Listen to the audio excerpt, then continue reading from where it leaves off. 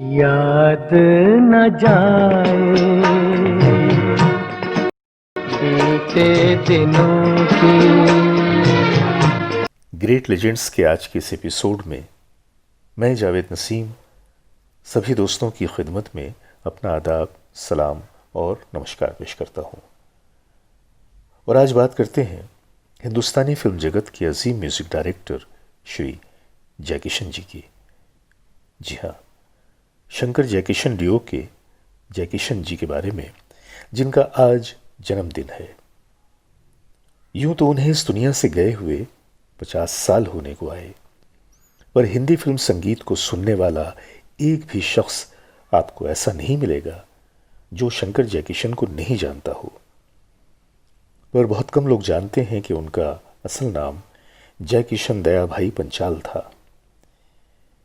उनकी पैदाइश तो 4 नवंबर 1929 को हुई थी, लेकिन वो बहुत जल्द ही सिर्फ 41 साल की उम्र में 12 सितंबर 1971 को हमसे रुखसत हो गए। 1949 में बनने वाली फिल्म बरसात से उनके फिल्मी कैरियर की शुरुआत हुई और उनकी कंपोजिशन में बनाए हुए सारे गाने ही सुपरहिट हुए। आपको याद होगा, हवा में उड़ता जाए मोरा लाल दुपट्टा मलमल का, जिया बेकरार है छाई बहार है, बरसात में हमसे मिले तुम सजन, तुमसे मिले हम बरसात में। और यूं तो और भी कई नगमे उस फिल्म की शान थे, पर रफ़ी साहब की आवाज़ में ये नगमा मैं ज़िंदगी में हरदम रोता ही रहा हूं, इसने जयकिशन जी को रफ़ी साहब का दीवाना बना दिया। और फिर तो शंकर जयकिशन की इस जोड़ी ने ऐसा तहलका मचाया कि बस क्या कहें। शैलेंद्र जी तो राज कपूर बैनर के फेवरेट थे ही, लेकिन जब रोमांस के बादशाह हसरत जयपुरी के साथ उनका तालमेल हुआ तो ऐसे ऐसे गीतों ने जन्म लिया जिसने सुनने वालों के दिलो दिमाग रोशन कर दिए। रफ़ी साहब और लता जी के बेशुमार नगमे आज भी आप लोगों के दिलों को शाद कर रहे हैं।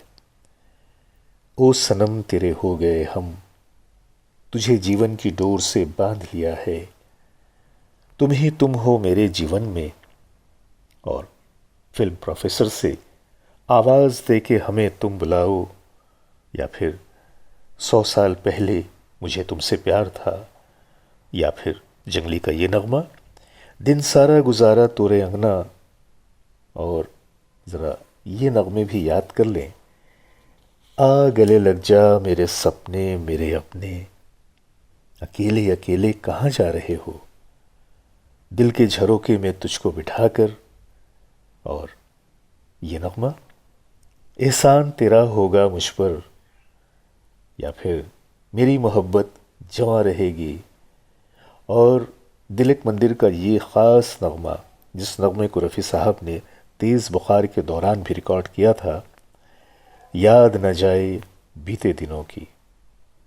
और फिल्म संगम का ये नगमा, ये मेरा प्रेम पत्र पढ़कर के तुम नाराज़ न होना। और यही है वो नगमा जो इस जोड़ी की अलहदगी का कारण बन गया। गर्चे आपसी एग्रीमेंट के तहत हर इंडिविजुअल कंपोजिशन पे भी दोनों के नाम दिए जाते थे, पर उस दौरान जयकिशन जी को ये धुन इतना मन भाया कि उन्होंने कई लोगों और महफिलों में ये जिक्र कर दिया कि ये उनकी अपनी धुन है। बस ये बात शंकर जी की नाराज़गी का सबब बन गई। फिर रफ़ी साहब के बहुत समझाने बुझाने पर कि ये रिश्ते ज़रा सी बात पे तोड़ नहीं दिया करते, रिश्ते निभाने के लिए होते हैं, उन्होंने रफ़ी साहब की बात मान ली, पर वो तलखी जो पैदा हो चुकी थी वो दूर ना हो सकी।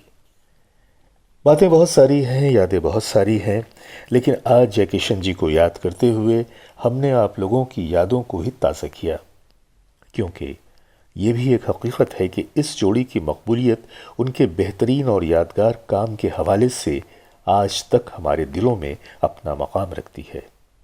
आज के लिए बस इतना ही। इजाज़त दीजिए अपने दोस्त जावेद नसीम को। बहुत जल्द मिलूंगा फिर किसी नई वीडियो के साथ। जब तक के लिए नमस्कार। पर दोस्तों, हमारे पोस्ट को लाइक और शेयर करना न भूलें, और अगर आपने सब्सक्राइब नहीं किया तो हमारे चैनल को सब्सक्राइब करें और हाँ, कोने में लगी उस घंटी को ज़रूर दबा दें ताकि हमारे हर नए वीडियो की नोटिफिकेशन आप तक पहुंच जाए। बहुत बहुत शुक्रिया।